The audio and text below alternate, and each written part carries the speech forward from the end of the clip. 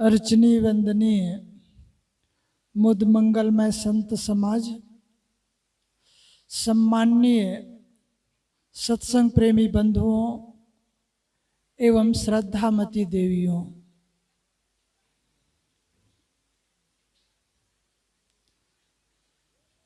ऐसे ही कहीं पर एक सत्संग का आयोजन हो रहा था। उसमें प्रवक्ता तो बहुत सारे थे, लेकिन मुख्य प्रवक्ता के रूप में 3 प्रवक्ता उसमें थे। कार्यक्रम सुचारू रूप से संपन्न हो गया। संपन्न होने के पश्चात लोगों ने पूछा कि ये जो 3 प्रवक्ता मेन है, इनकी बायोडाटा ले लें, इनके विचार जरा अच्छा लग रहा था और कभी हम लोग भी अपने गांवों में, अपने एरिया में सत्संग कराना चाहें तो बुला सकें। इसलिए लोग उनकी पता पूछ रहे थे कि साहब आप कहाँ रहते हैं, आप कैसे मिलेंगे, ये सब पूछ रहे थे। पहले प्रवक्ता का ज्ञान नाम था। उनसे जब पूछा गया कि आप के विचार, आपका वक्तव्य, तो बहुत अच्छा लगा। हम चाहते हैं कि आप अपना मोबाइल नंबर दे दें, अपना परिचय बता दें, कहाँ रहते हैं, और जिससे हम लोग आपको यदि याद करें तो आपसे संपर्क करें, तो आप हमारे यहाँ दर्शन फिर दीजिएगा। ज्ञान ने कहा कि मेरा कोई खास परिचय नहीं है, लेकिन हाँ 2-3 जगह मैं मिलता हूं और वहां जाकर संपर्क करेंगे तो आप मुझे पा सकेंगे। लोगों ने कहा बताइए फिर।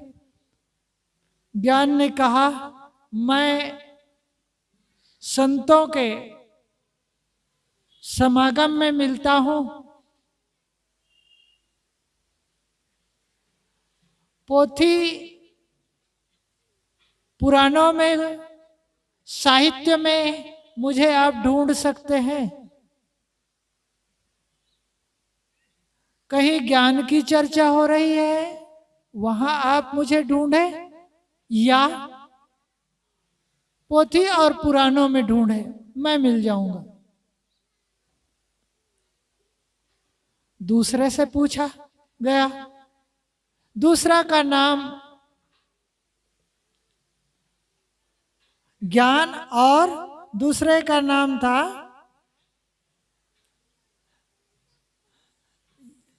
यश, लक्ष्मी मान लीजिए, धन। उनसे पूछा गया आप कहाँ मिलेंगे।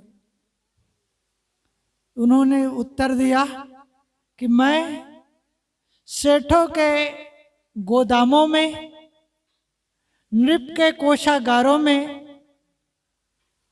और आज की भाषा में कहें तो बैंकों में, यही मुझे ढूंढिएगा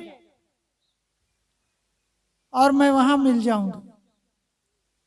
लक्ष्मी कहती है कि मैं वहीं मिलूंगी, सेठों के गोदामों में, राजाओं के कोषागारों में, महलों में, तिजोरियों में, बैंकों में मुझे आप ढूंढें, वहीं मिलूंगी मैं।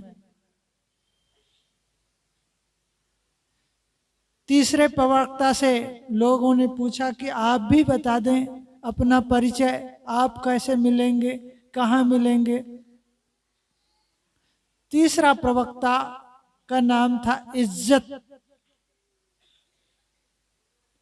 ज्ञान उत्तर दे दिया, दौलत उत्तर दिया। तीसरा प्रवक्ता जो इज्जत है वो कोई उत्तर नहीं दिया, साइलेंट, बिल्कुल शांत बैठा है। लोगों ने पुनः कहा कि आप भी अपना परिचय तो दे दीजिए, आपके भी विचार बड़े अच्छे लगे और हम लोग चाहें तो आपके बुला सकेंगे। बहुत पूछने पर इज्जत ने कहा, अफसोस है कि मैं एक बार चली जाती हूं ना तो फिर वापस नहीं मिलती हूं। इज्जत कहती है कि एक बार मैं चली गई तो फिर दोबारा नहीं मिलती। सज्जनों, यही सत्य है। हमारे जीवन में से भी यदि इज्जत चली गई, हमारा छवि चला गया, प्रतिष्ठा चली गई, तो हमें वही इज्जत कहाँ मिल पाती है। आज नहीं 10, 20, 50 वर्ष पहले हमसे कोई गलती हुई है, आज भी लोग उसी दृष्टि में देखते हैं कि ये आदमी ऐसे था। इतिहास है। रावण पता नहीं हुए कि नहीं हुए, लेकिन जैसा कि उदाहरण मिलता है कि रावण बहुत पहले इस धराधाम पर महाराज राम के समय आए थे। यद्यपि वाल्मीकि रामायण और आध्यात्म गोस्वामी जी का मानस देखें तो उसमें कोई तारतम्य नहीं है, खैर उस पर मैं नहीं जा रहा हूं। बात यहाँ पर है कि रावण को आज उसी रूप में देखते हैं। इतना समय बीत जाने के बाद भी रावण का पुतला आज भी जलाया जाता है। तो कहने का तात्पर्य है कि एक बार इज्जत चली जाती है, किसी का नाम बदनाम हो गया तो जल्दी साफ नहीं होता है। रहीमन ने कहा है, टूटे सोए फिर ना जुड़े, जुड़े गांठ पर जाए। रहीमन धागा प्रेम सो मत तोड़ो चिटकाए, टूटे सो फिर ना जुड़े, जुड़े गांठ पर जाए। ऐसे ही हमारे जीवन में किसी प्रकार का धब्बा आ गया तो वो जीवन भर हमें सालता है और वो जल्दी मिटता नहीं है। अंगुलीमाल के लिए कहा जाता है बहुत हत्यारे था। एक बार महात्मा बुद्ध कहीं अपना प्रवचन दे रहे थे, लोगों के बीच में ज्ञान चर्चा कर रहे थे। तत्कालीन राजा प्रसेनजित भी वहां पर आकर के बैठ गए, सत्संग सुनने लगे। सत्संग समाप्त होने के बाद लोग चले गए, कुछ लोग बैठे थे। राजा प्रसेनजित ने हाथ जोड़कर महात्मा बुद्ध से पूछा, गुरुदेव, मैंने सुना है कि अंगुलीमाल भी दीक्षित हो गए हैं, वो भी एक संत हो गए हैं।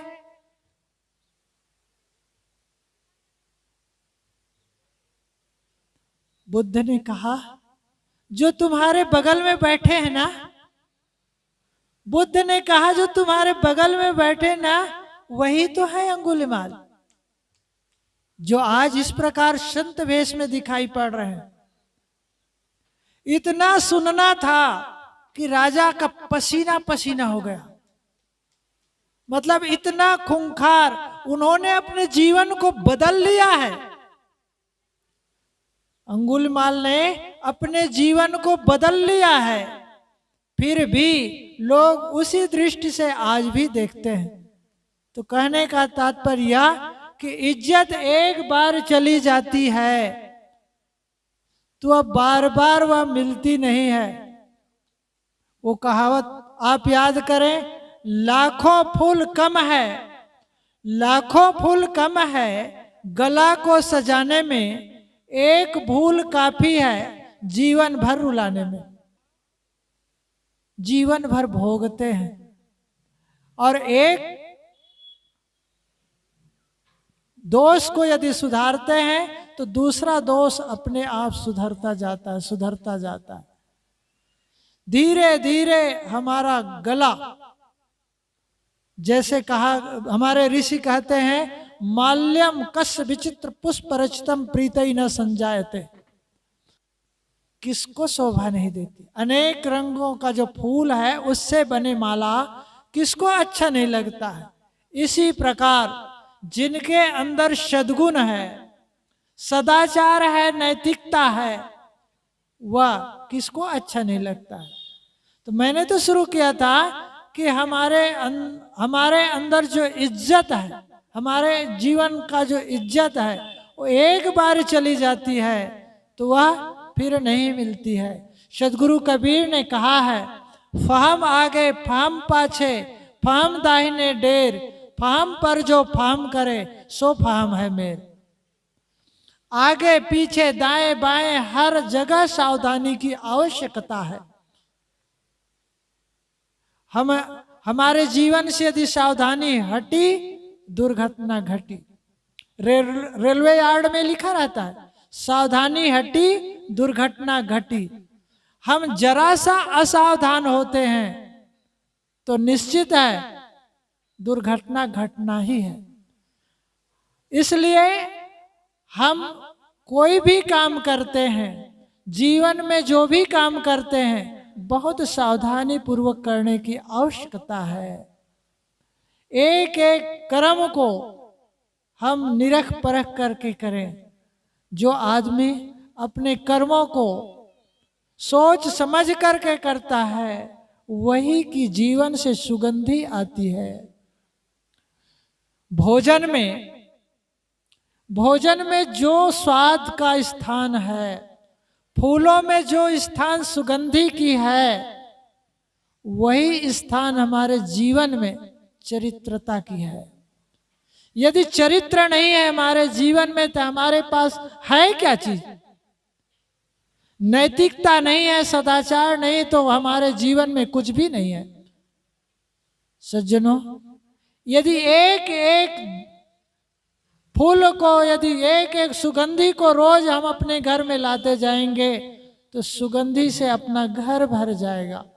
और यदि एक एक दोष लाते जाएंगे तो निश्चित है हमारे जीवन में दोष भर जाएगा। कहा जाता है कि एक पंडित जी थे, पंडित जी की एक लड़की थी और वह पंडित जी अपने बेटी के लिए एक होनहार और 36 गुण वाला दामाद ढूंढ रहे थे। ढूंढते ढूंढते लड़की बड़ी हो गई, 36 गुण वाला कोई मिला ही नहीं उनको। एक लड़का मिल गया। उन्होंने कहा कि 36 गुण तो नहीं है, लेकिन 35 गुण है मेरे अंदर। कहे छोड़िए, एक गुण जाने दीजिए, एक गुण तो वापस ले लेंगे, समझा बुझा करके आ जाए। 35 सद्गुण है तो एक सद्गुण अपने आप आ जाएगा। सोचा समझा नहीं, क्योंकि लड़की भी बड़ी हो गई थी, काफी दिन खोजते हो गया था। वो अपना लड़की की शादी उसी व्यक्ति से कर देता है। एक दिन मन में आया पंडित जी का कि जो लड़का से शादी किया गया है उसमें कौन सा एक अवगुण है जरा पूछें तो, और वो यदि समझ सकेंगे तो सुधार कर लेंगे। वह लड़का को पूछते हैं पंडित जी कि बेटा ये बताओ तुम्हारे अंदर कौन सा एक अवगुण है, ये बताओ तो जरा।